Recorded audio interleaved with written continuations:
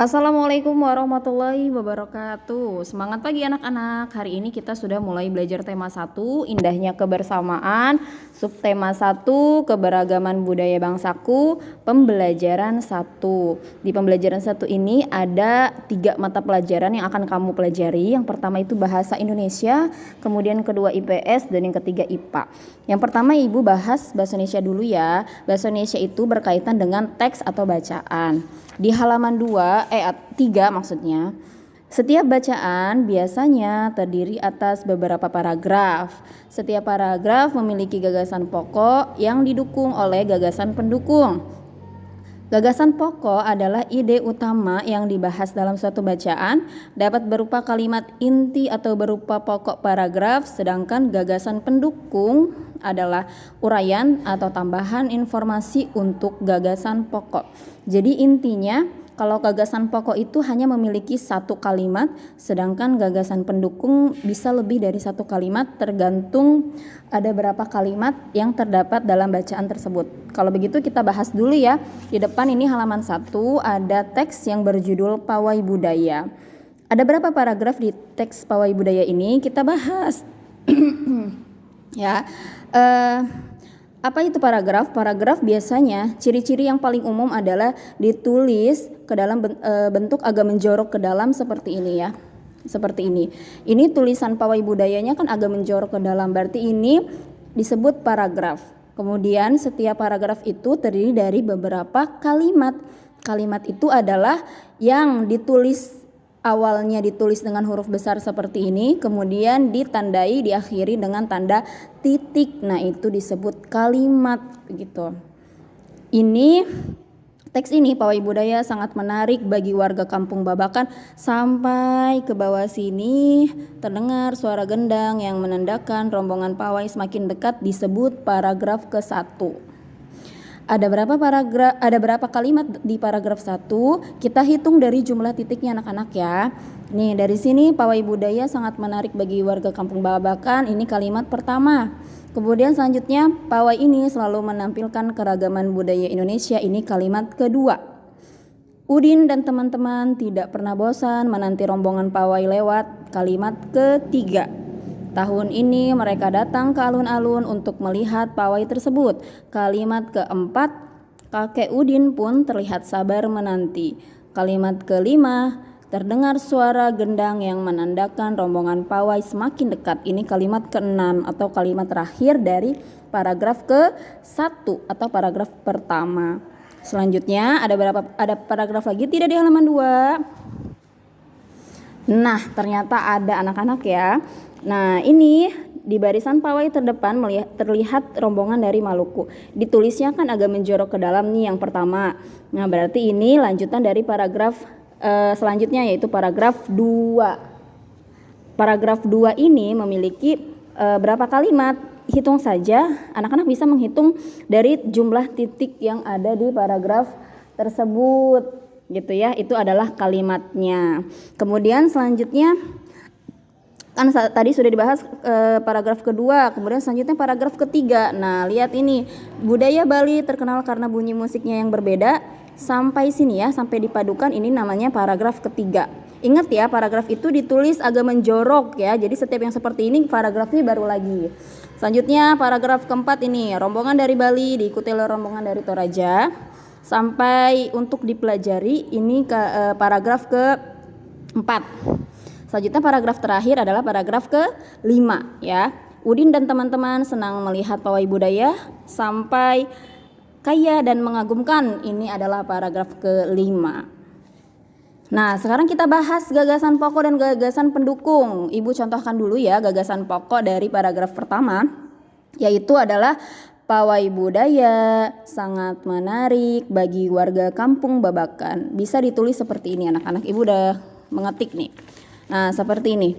Paragraf ke-1 gagasan pokoknya adalah yang ada di kalimat pertama. Pawai budaya sangat menarik bagi warga Kampung Babakan titik. Udah satu saja ya. Gagasan pokoknya cuma satu kalimat saja. Kemudian kalimat yang selanjutnya, kalimat kedua ini, pawai ini selalu menampilkan keragaman budaya Indonesia adalah termasuk ke dalam gagasan pendukung. yang mendukung kalimat pertama ini, yang mendukung gagasan pokok gitu. Nah, gagasan pendukung itu bisa lebih dari satu. Kalau ibu ini ngetiknya 2, sebenarnya bisa lebih banyak ya sampai sini gagasan pendukung. Cuma biar singkat aja, ibu ngetik 2 gagasan pendukungnya. Yang kedua itu yang ini, Udin dan teman-teman tidak pernah bosan menanti rombongan pawai lewat. Ya, inilah yang disebut gagasan pokok dan gagasan pendukung. Nanti kalau ada tugas nulisnya seperti ini, seperti yang ibu contohkan. Kita sudah belajar gagasan pokok dan gagasan pendukung bahasa Indonesia. Selanjutnya kita membahas tentang IPS ya. Anak-anakku sekalian, Indonesia itu memiliki banyak sekali keragaman yang berbeda-beda, sehingga tentu saja kita harus merasa bersyukur dan kita wajib saling menghargai keberagaman tersebut. Apa sih keberagaman itu? Contohnya kalau di kita itu, contoh keberagaman ada suku bangsa, agama, pakaian adat, bahasa, terus juga alat musik tradisional itu berbeda-beda setiap daerah, karena Indonesia itu banyak pulau dan banyak suku. Jadi warna kulit juga berbeda-beda antara kita yang tinggal di Banten dengan antara orang Sumatera yang kulitnya mungkin lebih putih atau kuning gitu. Nah, itu yang disebut keberagaman. Bagaimana sih kita menyikapi gitu ya, sikap menghargai keberagaman? Kalau misalnya kita ketemu sama teman yang ternyata bahasanya beda, kita mau ngomong ya Sunda meureun gitu ya kali ya, teman kita ngomongnya bahasa Jawa opo meneh gitu misalnya. Bagaimana sikap kita menghargainya? Pertama, kita harus bermain bersama dengan teman yang berlainan agama. Kemudian kita juga tidak boleh mengejek mereka yang berbeda bahasa dengan kita. Kemudian juga saling tolong membantu, tolong menolong ya gitu, dengan teman yang berbeda agama ataupun berbeda suku ataupun berbeda bahasa dengan kita. Kemudian sikap tidak menghargai keberagaman, artinya ini yang tidak boleh kita lakukan kalau kita menghadapi keberagaman. Yang pertama, bermain hanya dengan teman yang satu suku saja.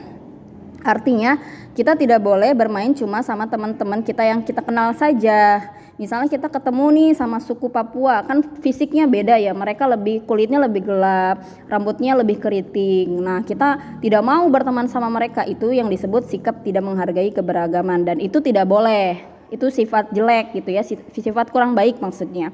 Kemudian apalagi contohnya mengejek teman yang berbahasanya berbeda sama kita gitu, atau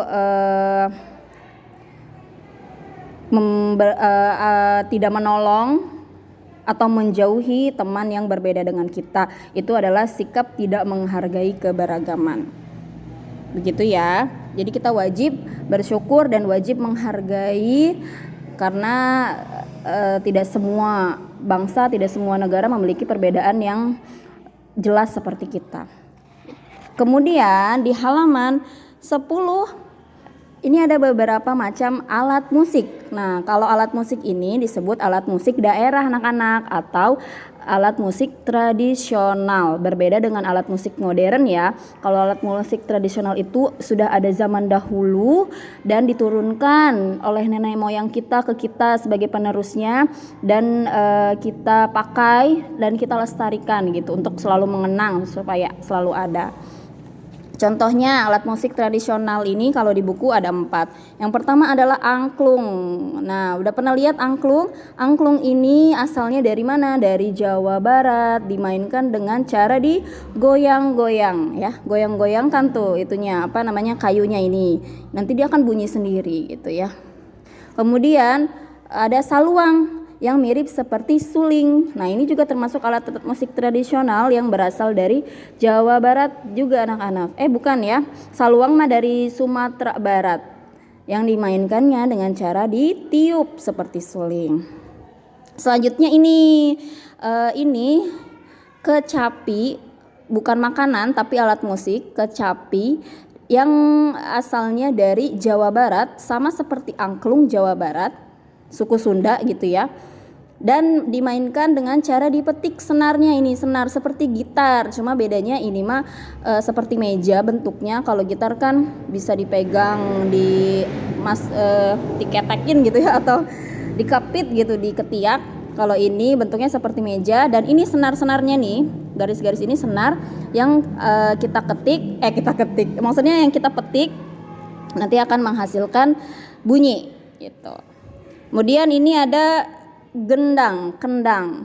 kendang berasal dari Jawa Barat juga, sama seperti kecapi dan angklung, dan cara mainnya dipukul. Apanya pukul? Kulitnya ini ya. Kalau kamu mukul ininya, kayunya sakit, jadi yang dipukul adalah kulitnya. Sama seperti ini tifa juga bentuknya sama seperti gendang, cuma bentuknya saja, fungsinya sama ya, dipukul juga, cuma bentuknya lebih panjang, dan ini berasal dari Papua atau bisa juga dari Maluku, tifa itu ya. Dan dimainkannya dengan cara dipukul kulitnya. Nanti kulitnya ini bergetar, membuat udara di sekitarnya juga bergetar, tersampaikanlah ke telinga kita sehingga kita bisa mendengar dagduk gitu ya, dari suara si tifa ataupun si gendang. Begitu anak-anak. Selanjutnya terakhir yaitu belajar IPA, yaitu tentang bunyi. Kalian bisa mendengar suara ibu kan? Nah, alhamdulillah kalau kalian bisa mendengar suara ibu, berarti kalian punya yang namanya indera pendengar. Indera pendengar kita itu apa? Inilah ya. Ini telinga, disebut telinga. Itu ciptaan Allah yang harus kita syukuri. Karena dengan telinga ini kita bisa mendengar bunyi-bunyian, mulai dari yang paling keras, yang sedang maupun yang kecil, yang pelan gitu ya. Nah, apa sih bunyi itu ya? Segala macam bentuk bunyi berasal dari benda yang bergetar. Getaran dari suatu benda akan mengakibatkan udara di sekitarnya bergetar. Getaran tersebut menimbulkan gelombang bunyi di udara. Benda-benda yang bergetar dan menghasilkan bunyi disebut sumber bunyi. Misalnya tadi kita misalnya nih memukul atau memetik kecapi. Nanti senarnya ini kan bergetar. Getarannya ini ditangkap oleh udara, udaranya juga bergetar, kemudian udaranya itu menyambungkan bunyi dari senar yang kita petik masuk ke telinga kita, dan kita bisa mendengarnya kalau telinga kita sehat. Itu ya maksudnya ya. Itulah yang disebut bunyi. Kemudian dan bunyi itu dihasilkan atau berasal dari benda yang bergetar. Kalau benda yang bergetar itu ya tadi bisa, kalau kecapi bergetarnya karena apa? Karena dipetik kan, itu ya. Kalau kecapi bergetarnya kenapa? Karena dipetik. Kalau angklung bergetarnya gimana? Karena digoyangkan. Kalau misalnya angklungnya tidak digoyangkan, kecapi senarnya tidak dipetik, berarti itu tidak ada bunyi, sehingga bukan disebut sumber bunyi gitu. Karena kalau misal angklung kita mainkan dengan digoyangkan, berarti si angklung ini bergetar dan menghasilkan bunyi. Kemudian kecapi kita petik senarnya itu yang akan bergetar dan menghasilkan bunyi. Dan angklung dan kecapi inilah yang disebut sumber bunyi. Kenapa? Karena menghasilkan bunyi ketika dipetik maupun digoyangkan gitu ya. Bunyi dapat merambat melalui benda padat, cair, dan gas. Jadi bunyi itu anak-anak yang dihasilkan dari getaran-getaran itu bisa merambat dari benda padat. Benda padat itu contohnya meja. Meja kita pukul, maka meja itu bergetar ya. Bergetar menghasilkan suara dug gitu misalnya ya. Nah, getaran itu, meja itu kan disebut benda padat. Benda padatnya itu yang menghasilkan getaran, kemudian menghasilkan gelombang bunyi di udara dan masuk ke telinga kita. Gitu ya. Jadi benda padat itu contohnya yang bisa kita pegang. Ya tadi seperti tifa atau gendang, itu kan benda padat. Kalau kita pukul maka dia akan menghasilkan bunyi kan. Nah itulah yang disebut bunyi dapat merambat melalui benda padat. Kemudian benda cair, contohnya adalah air. Kamu bayangkan saja kalau kamu itu melempar melempar batu kerikil atau batu koral gitu ya ke sebuah sungai atau ke kali, pasti akan ada bunyi bletuk gitu, blebeb gitu ya. Nah, itu membuktikan bahwa air ini, benda cair itu bisa merambat, bunyi bisa merambat melalui benda cair sehingga kita bisa mendengar suara lemparan dari batu ke kali gitu. Kemudian terakhir adalah gas. Gas ini disebut udara juga ya, udara. Jadi contohnya gini, ibu kan sedang ngomong, kalian kan dengar suara ibu. Ibu berbicara melalui pita suara yang ada di kerongkongan ibu atau yang ada di kerongkongan ya, tenggorokan ibu, itu pita suaranya bergetar. Kemudian pita suara ibu menghasilkan suara getaran ini, kemudian merambat melalui udara dan disampaikan kepada telinga kita. Gitu ya anak-anak maksudnya. Akan tetapi bunyi tidak dapat merambat pada ruang hampa. Apa maksudnya ruang hampa itu? Ruang hampa itu di mana tidak ada udara sama sekali. Apakah ada di dunia ini yang tidak ada udara? Ada, yaitu di ruang angkasa anak-anak. Di ruang angkasa, di langit tuh ya, kalau kita keluar sana, kita ketemu matahari misalnya, itu ruang angkasa yang di film-film itu yang disebut ruang hampa anak-anak.